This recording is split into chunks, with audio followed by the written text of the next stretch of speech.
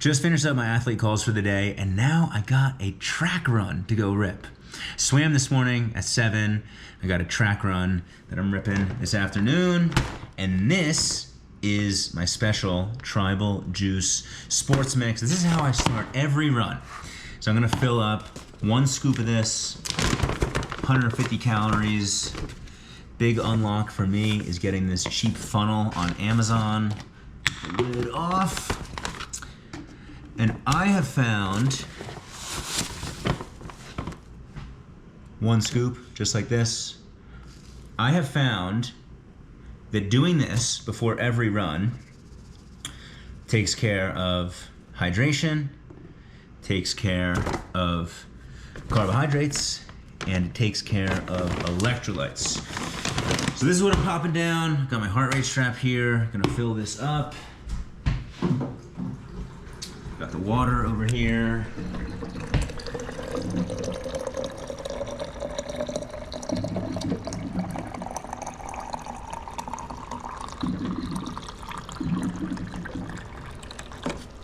Boom. So, I will drink 1 of these before I leave for the track, and then I will bring another one to drink mid-workout. Here we go. I gotta give a shout out to Nick Bear on the tip that got me into this. So Nick Bear, he does 2 scoops of G1M Sport before every run. I believe that is 160 calories. And for me, I use this Infinite Mix. Got my sister in the back. There's Chelsea. This is 300 calories per 2 scoops. So I just do 1 scoop for 150. Basically the same protocol, and it works very, very well. All right, so sneaky cool part of Tribal is that we got a number of athletes that are big-time entrepreneurs. And a lot of these guys, they're down to just jam with me on how I'm building Tribal, and they're down to give me some good advice and guidance. Because some of these guys, they're older than me, they've built bigger businesses than Tribal, and they see what I got going on, and they just got the entrepreneurial mind, so we get to jam out. And I just got off a call with one of my athletes, Ben, and he was asking me, he's seeing the team, it's grown to now over 60 athletes, so he's asking me like, how you managing everything? I got to tell him that another athlete of mine, Josh, last week, he gave me a great idea on building more of a group coaching offer that gets me some of my time back. Because right now, I gotta be honest, I got 60 plus athletes, like at some point, the calendar fills up. So is there a way that I can clarify, hey, you are a one-on-one client with a one-on-one call scheduled with me, or you are a group client and you have this structured group call in this group learning setting. So I got that cooking. And then also, as I was sharing with my guy, Ben, I am working on clarifying my offering and making it really clear online and with my messaging what you get when you become an athlete inside Tribal. And I'll tell you why I'm working on this. I had a sales call this past weekend with a guy, and I gave him the full Tribal spiel, right? I gave him hands-on support, helping you feel confident in the process towards your goal, surrounding you with people who are doing similar stuff. I gave him all the ins and outs of it. And his immediate response was, oh, it's so cool to hear you say all of that, because I don't know that I understood any of that based on what I see online. And so to me, I was like, okay, shit. I got to get better with my messaging, and I got to like simplify and clarify. That's my vision right now. And part of that is testing out a new, simpler website. I just built this last night on Card. Really simple on some of the pain points that we solve for athletes. Quick feeler on the community. Little blurb on what I do, who I've helped, what Goldstein's all about, and then my vision for Tribal. We got some application links. This isn't live just yet, but to me, I have a really cool website right now that looks nice and it's got a lot of good info on there. But a lot of the info is sometimes like big idea stuff and like big theory on what Tribal is and what I'm building it to be, whereas my view on this is like, this is more tactical on like, what are the problems that somebody is feeling when they're thinking about signing up for a 70.3? They're wanting to develop consistency. They're not sure if they can fit it into their schedule, right? They feel alone in the process. Like, these are some of the things that I help people conquer. And so I'm also looking to get that live, but then also this should give me more clarity to where my leads are coming from. Right now, I don't feel that I have a lot of clarity on what content is bringing in what people. And I've got a new system that I'll be launching with this that will allow me to have more clarity on my offer, clearer lead flow, clearer funnel, simpler funnel, right into the clarified opportunities for athletes to join. So this is part of the business build in Tribal, and I'm just sneaking in a message on this. I'm still running to this track run right here. I got my water, I got my heart rate strap. A lot of times I'll do this, I'm like heading out the door, and it's like, shit, let me just do one little thing. As I'm saying this out loud, my guy Ben, I gotta send this to him. So I'm pasting this into my iPad here on our message. Boom. I want to get his feedback on what do you think about this website versus this website. That is the idea. Big unlock for the fall here is that any high school track running has got to be outside of school hours, which I only learned by coming during school hours the other week and getting kicked out. Now today, what are we getting into today? So today's track workout, we got a hard Z5 session coming in hot. We got a 15-minute warm-up, followed by 4 400s in zone 5 pace with 90 seconds rest. So my zone 5 pace, my zone 5 is 6:15 to 6:50 per mile pace, so I'll be right about 6:30.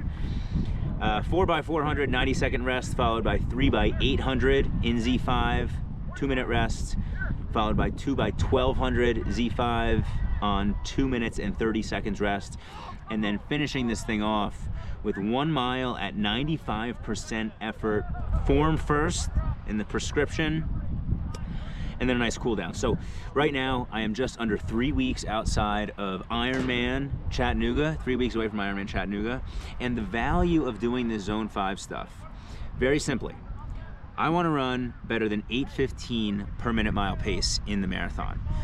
If you want to make 8:15 feel easy, you better spend some time running a lot faster than that. Also working the top end speed, right? That's what's going on. Top end speed, top end conditioning. But even more importantly, maybe not more importantly, just add it in. I hear people talk a lot about cramping late in races. And what I have learned is that most people assume you're cramping because you're low on electrolytes. And that could be true. But for the most part, if you're on top of your fueling, cramping is actually a result of your body not being prepared for a certain level of demand in training. And so one way to prep the body is with extreme high intensity work. Now, I'm not doing this all the time. A majority of the time we're in Z2, right? But this Z5 work, like this is really stressing my muscles and tendons. And when I think about the back half of an Ironman run, my muscles and tendons, they're gonna be very stressed. Stressed in a different way, right, than running at 6:30 pace, but stressed nonetheless. And so running hard in Z5 like this is one great way to just prepare the body for what's coming. When I think about people who are cramping up a lot in races, a lot of times I'll look back and hey, there wasn't very well executed speed work in training. And so part of being out here today is getting that done. I'm about to lock in here. Bang that out, keys dropped. I got new shoes today. These are the Ultra Forwards. I've actually never worn these before, but I was needing new shoes quickly, and these were discounted on Ultra's website. I like the colors. Tighten them up here. Run, heart rate strap, immediate connect. That's always a sign of good luck. Little lick. And we will go get ready to do this thing. All right, so the warm-up is complete. Ran for about 15 minutes, and then I added in a couple of strides. I didn't mention that earlier. I like to do strides before speed work so that my body gets a chance to ramp up and then come back down. Finished the warm-up, took a leak, got porta potties up there. I really make an effort to not have to interrupt my intervals with any kind of bathroom stop. So warm up, pee, and now here's how I'm gonna execute these. these first ones, for example, I got 4x400 on 90 seconds rest. So I am just going to rip a 400, and then as soon as I hit the same point that I started at, I'm gonna check my watch and I'll see whatever the time is at. So this one's probably gonna be at like 21 minutes and let's say it's 21 minutes and 15 seconds. Immediately in my mind, I'm going to figure out what is 90 seconds from there, right? So 21:15, 90 seconds would get me to 22:45. All right, so I gotta do a little bit of mental math in here, but once I get into the rhythm, I'll know like 15 maps to 45, 10 maps to 40, 20 maps to 50. I'll get those second counts and then I'll just add a minute. And I'm just gonna walk until I hit that. So that's how I do this continuous, because I'm not gonna wanna pause my watch. Like I wanna see my heart rate rise, and then I wanna have my watch rolling during these recoveries, and I wanna see my real-time heart rate come down. So that's how I'm gonna execute these around this track. And then whatever point I just start at, once the 90 seconds comes up and I start the next interval, that's just the same point that I'll finish at. So for example, right, this first one, I'm gonna be starting right at the line right there, but at some point, I'll be using like these little markers as a start and end point. And that's just how I'm gonna roll through these. I'm gonna set up the GoPro to maybe get a little bit of speed action, try to make myself look good. But for the most part, just gonna bang this out and check in after that. Let's go. All right, 400s are done. I got like 35 seconds left on the recovery before the 8s. And I got a good lesson here on managing intensity and executing a workout well. I went out a little hot on those 400s. I was running more like 6-minute pace, not 6:30 for the first 3 of them. I dialed it back a couple of seconds on the 4th, and even just a couple of seconds slower, it feels so much more manageable. I got 7, 6, I got to dial into that for these 8s. 3, 2, here we go.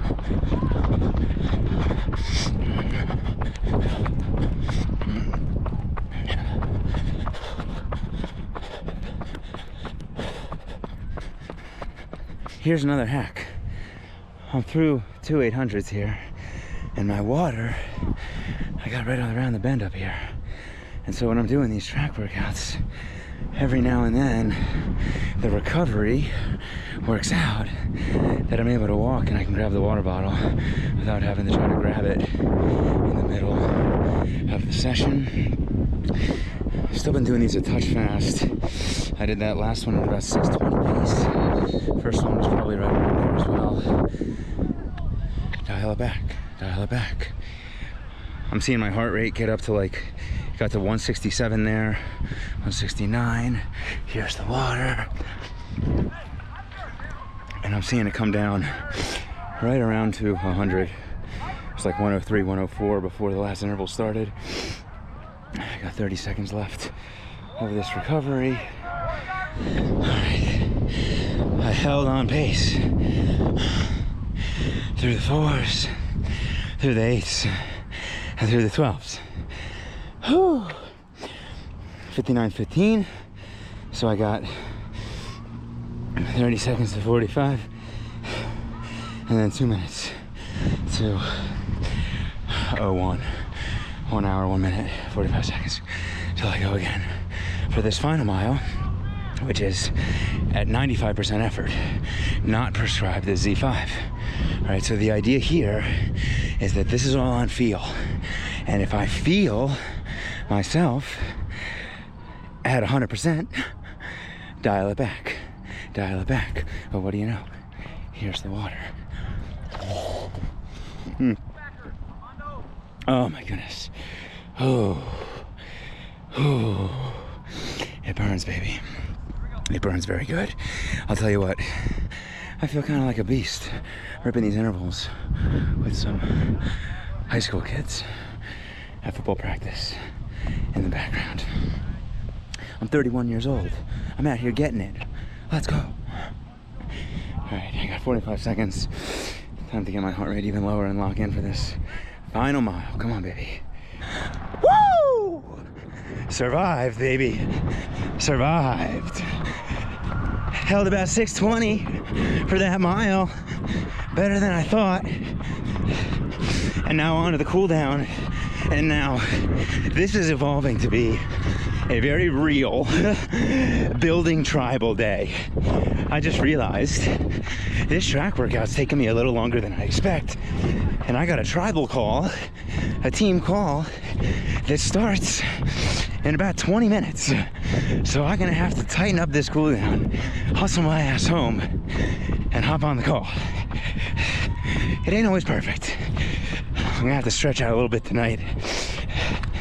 But hey, we're in motion, we're making it work. Big win of the training session. Saw a new peak heart rate, 180 beats per minute on that final mile.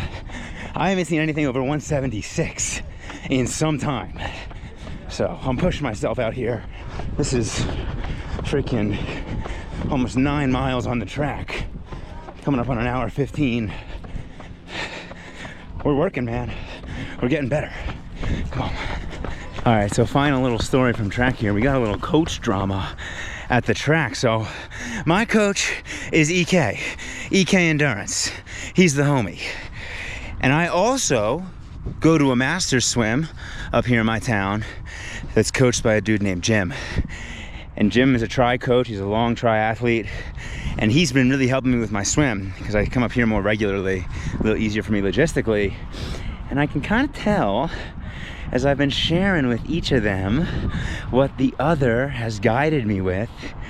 There's a little rivalry. There's a little rivalry. There are 2 tri coaches in the same town, been having athletes compete against each other for years. And I just sense that there's been a little rivalry. And right before I started this track workout, right after I finished my warm-up, I hear somebody shout my name from right up on this hill. And that's Coach Jim. Coach Jim, he knows I got an Ironman in less than 3 weeks. He goes, track workout? I'm like, yeah. He goes, before an Ironman? I'm like, yeah. He's like, what are you doing?